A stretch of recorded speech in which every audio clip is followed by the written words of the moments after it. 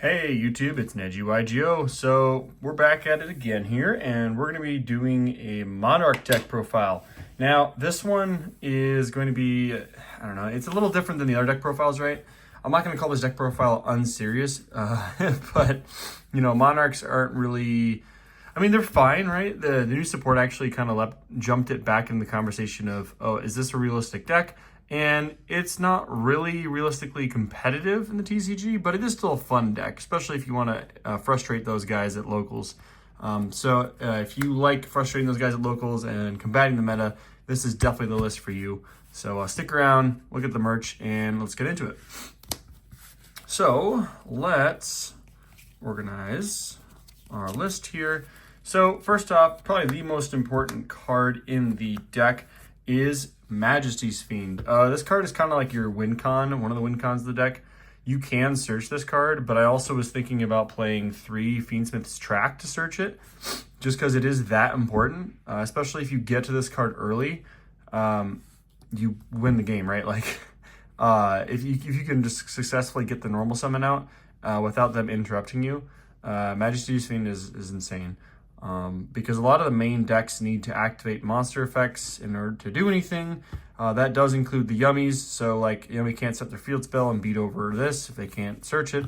They can't search any of the cards, right? Like they can summon the bodies, but you can't really do much about it. So, yeah.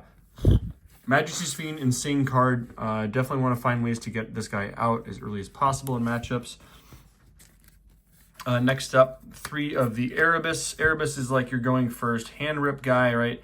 You want to mess with their hand, get rid of it, or even cards on field, I'm pretty sure, right? Yeah, hand or either side of the field, or their side of the field, right, in the deck. So it's a shuffle, a hand shuffle or field shuffle, so he's pretty good. Also, good recursion, right? Lets you kind of add back and then ritual summon, so... because his other effect when he's in his grave, you can discard a Monarch spell trap and target a monster in your graveyard 2400 or more attack and 1000 defense and add it to your hand, right? So you can target himself, but you don't have to. So while he's in your grave at any point, once per turn, it's a quick effect, right? You can just discard a Monarch spell trap and then recycle stuff back in your hand. So that's nice. And then we are playing 3 of the, I think it's Ether. I think it's pronounced Ether. So he's really good, but I know sometimes I've seen, forget what his name is, they're cutting some of these guys to only play 2 each. I just still think it's fine at 3. I think 3 is still good because you do want to see something you contribute summon and just kind of special stuff out, right? But if I were to add more non-engine into this, I would definitely be playing like less of Ether and Erebus.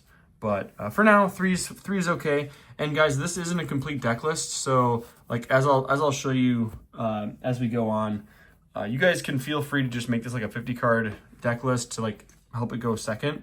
But honestly, half the time it is a coin flip deck, right? So there's only so much you can do about it. If you are going second, I would recommend just scooping and going game 2 blind for them. That way you have the advantage and you can just, you know, tribute summon Majesty's Fiend and win the game. Next up, we are playing 3 of Eidos, the Underworld Monarch. He's really good. He's probably one of the best support cards next to the next card I'm about to introduce, right? So on normal or special, you can add any Monarch spell trap or a monster with 2800 attack and defense. So you get one of the big Monarchs or a Monarch spell trap, which is insane. And then I believe, yeah, so he's a trigger effect if you tribute summon, right? Basically a Monarch card. While he's in your grave, you add it or special back. So he becomes another body to tribute with or follow up. So he's really good. Definitely want to keep him at 3 in the deck. And then this is probably the best support card that they got. This card's insane, right? So, right, I'm sure you guys know what this does, but if in case you don't, reveal a Monarch spell trap, it becomes a special. You can gain an additional like tribute summon with this guy as well. And whenever it's sent to grave, you can special summon one of the smaller squires. So Tessera is definitely the key, especially when you're trying to get to these guys, right? Idea and Eidos. This is pretty standard. But we're also playing the Berlineth. And I think Berlineth is actually really important because this is kind of like a check, right? So with your spells, you can search Tessera, and then when Tessera gets sent to grave, you special out Edea, and then Edea specials out Berlineth, and then Berlineth looks at your opponent's hand. So you don't really need the other Eidos for this combo, because Berlineth, you're already getting hand knowledge, and if they have a nib or something, then you can just play around it, right? So I think that lineup's just really good. And then the other reason, this is a little bit more of a going first build. The 4 trap lineup, we are playing Perfection's really good when you cycle through all your spells.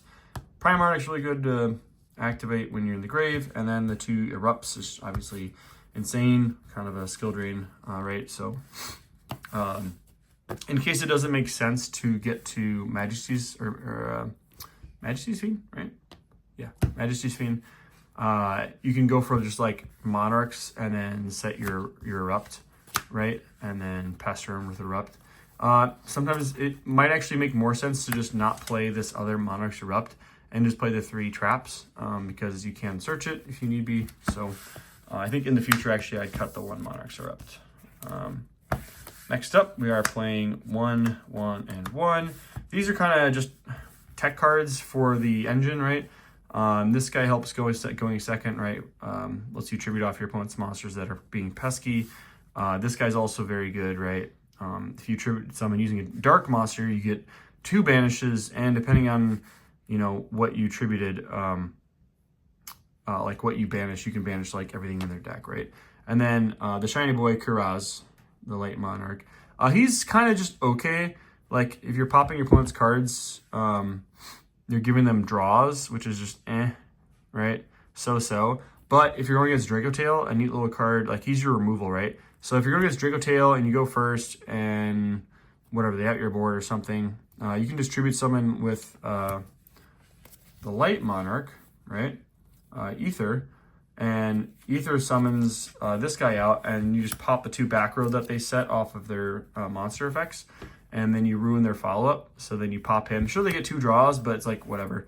They're at least not getting the trap effects. So he's an interesting little card that I think you guys should keep in mind when you're building the deck. My personal 2 techs, Twin Pillars of Ice. I think this card's really good in this deck, actually. So what this card says is you just special summon 2 Ice Pillar tokens. They're Aqua level 4, 1900 defense, 1200 attack and defense. Also, you cannot special summon the extra rest of the turn after it resolves. It's like, whatever, you guys tribute normal summon, right? Anyways. During your main phase, you can banish this card from your graveyard. Meaning that this effect resolves, normal summon 1 water monster. You can only use each effect, right? So like if you play the water, you can search it and then use this effect to let you get an additional normal summon, but it's like whatever. The main reason why I'm playing this at 2 is because this does help with additional bodies to tribute summon, because sometimes that can be a factor. So like sometimes I'll just like, if I open this plus a Majesty's Fiend or ways to get to it, I'll just get to a Majesty's Fiend, activate this, normal summon, pass, right? Like sometimes that's just all you need to do with the deck. Just keep it simple, right? And then other parts of the deck, obviously 3 domain, because we are not playing an extra deck. Domain is what you want to get to, right? Kind of prevents your opponent from playing the game. And then we are playing 3 of the Monarch Stormforth. Also a really good card, helps you go second. And 2 of the Master Plan, just because I feel like it's not as good. Sure, you can send any Monarch spell trap, such as, it's so shiny, Pantheism, right? You can send Pantheism, and Pantheism gets you to your full combo.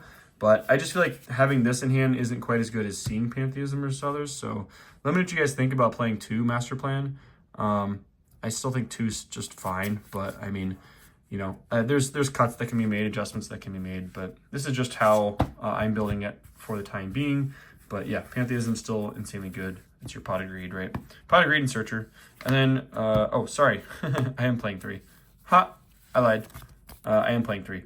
So yeah, I guess that makes more sense, right? You want to play 3 to get, you want to see this as much as possible, because when you're seeing this as much as possible, you're seeing this as much as possible, right? So the advantage of Monarch's Revolt, which I am playing 3 of, Monarch's Revolt is insane because this is full combo. So what you do is you just reveal 2 of these guys and a dark guy, right? And this gets you to him in your graveyard if you have another spell trap. One of these guys is getting sent, so you're being able to special out from deck anyways, and then you can reborn him. So You're getting a hand rip regardless if you're seeing this, but it just depends on what else you have in your hand. So yeah, this spell is insane. And that's going to be it for my Monarch deck profile, guys. Let me know what you guys think. I haven't gone through like side cards yet, just because usually that's up to you. But if you guys want, I can dive a little deeper into what I would put into the side. And again, this does kind of depend on the meta, and the meta is going to change very soon because of the ban list. So yeah, let me know what you guys think. Stay tuned. We're going to be talking about Psychics a lot this upcoming format, especially with Doom and Dimensions coming out. So yeah, stay tuned, guys. Thanks.